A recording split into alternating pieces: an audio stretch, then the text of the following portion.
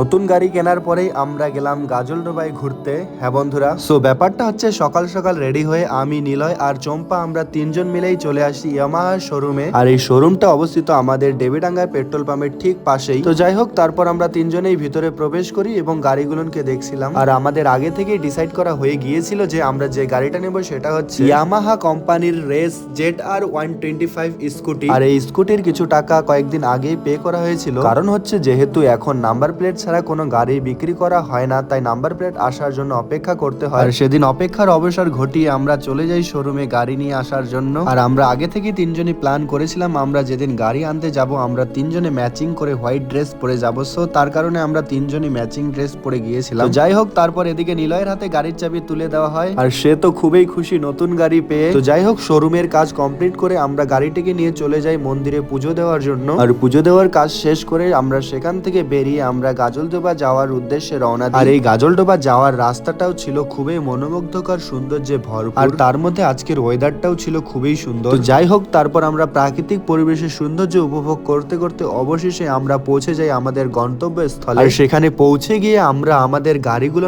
Parking করে গাজলডোবার এই মনোমুগ্ধকর সৌন্দর্য দেখে মনে হচ্ছিল যে আমাদের আশাটা সার্থক হয়েছে। কারণ হচ্ছে এর আগে আমি শীতকালে গাজলডোবায় গিয়েছিলাম, তবে সে সময়ের থেকে আমার কাছে এই বর্ষাকালের গাজলডোবার সৌন্দর্যটাই বেশি ভালো লাগছে। আর আমার মনে হচ্ছিল আমি যদি না যেতাম তাহলে গাজলডোবার এই সৌন্দর্যটা আমি উপভোগ করতে পারতাম না। আমার মনে হচ্ছিল আমার গাজলডোবা যাওয়াটা সার্থক হয়েছে। তো আপনারাও এই সময়টিতে যেতে পারেন, আপনাদের 100% ভালো লাগবে। তো যাই হোক, তারপর আমরা নদীর ধারে বসে এই সৌন্দর্য উপভোগ করি আর কিছুটা সময় এই মনোমুগ্ধকর সৌন্দর্য উপভোগ করে সেখান থেকে বেরিয়ে আমরা বাড়ির উদ্দেশ্যে রওনা দিই।